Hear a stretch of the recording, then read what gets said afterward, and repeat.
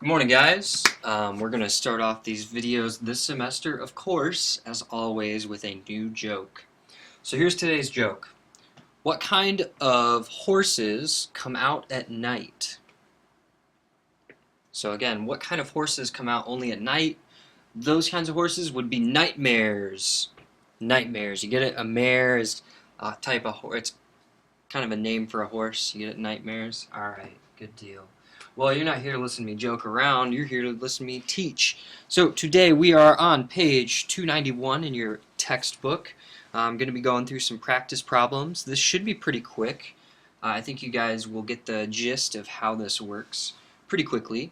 So it's section 6.5, and we're talking about solving proportions. So far we've seen setting up problems called proportions. Remember, those are simply just a fraction, something like 4 over 2 or whatever. Now we're going to be figuring out how to solve problems that involve these kinds of numbers.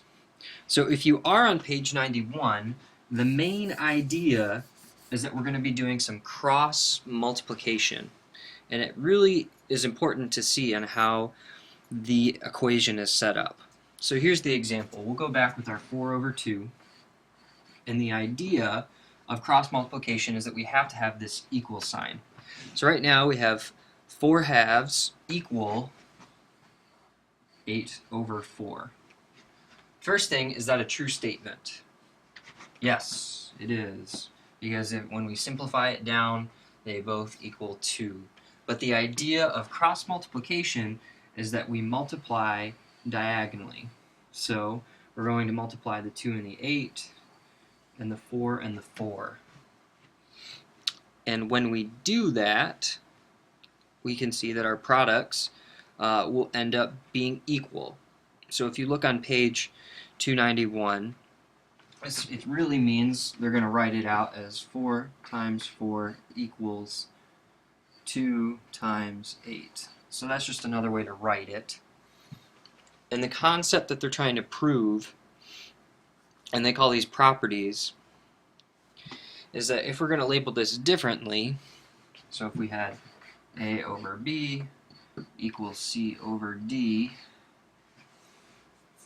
then we're really doing AD equals BC, just like it shows up here. Same thing except just with the letters.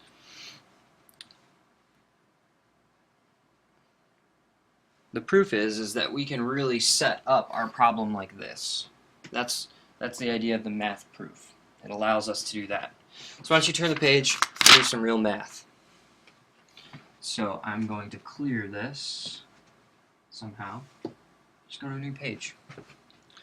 So it says solve each proportion. So you can look at example number 1, but we're going to do 1a. So this is x over 4 equals 7 over 20. Okay, so now let's use our cross multiplication to set up our problem. So the first thing is we're going to have x times 20 equals 4 times 7.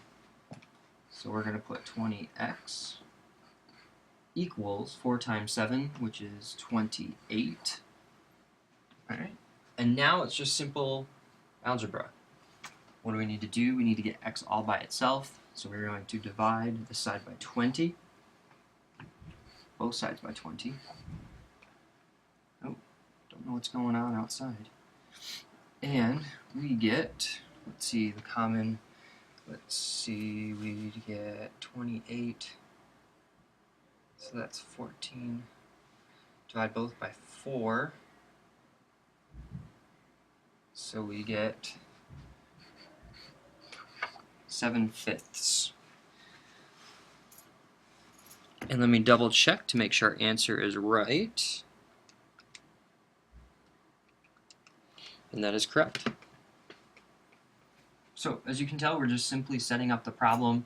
Make sure you do your cross multiplication correctly so that it equals the same thing, and then you just do some simple algebra.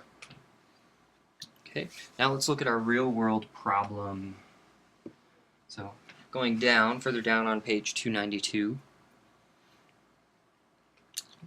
let's go through the steps of the real-world example number 2. It says amusement parks.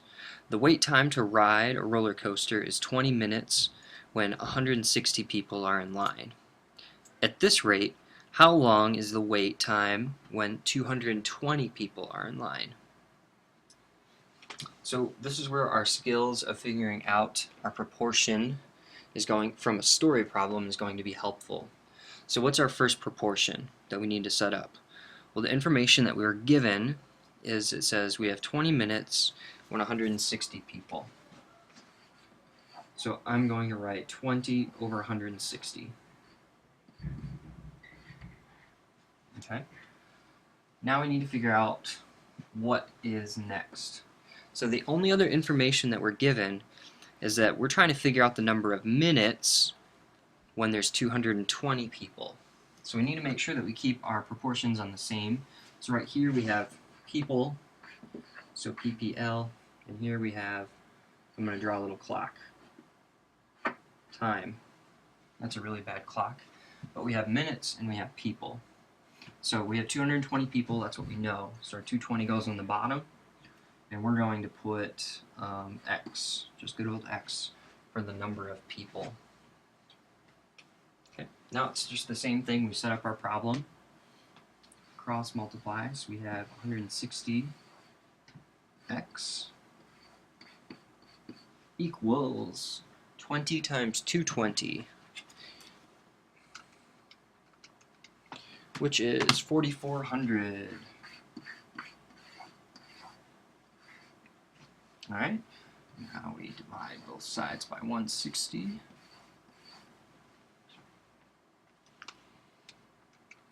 And our answer is 27.5.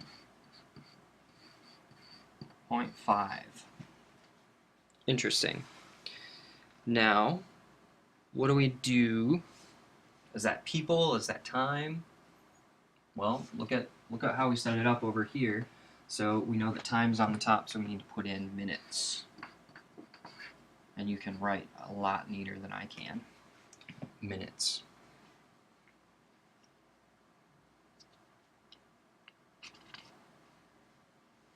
Okay. I think you guys can get the handle of this. I'll stop the video. If you need extra help, look at page 293. That gives you another just example of how to go through a problem, but always raise your hand if you need help, if it's an appropriate time and I'm able to help you. So as always, try your best, work hard, and I will see you in real life.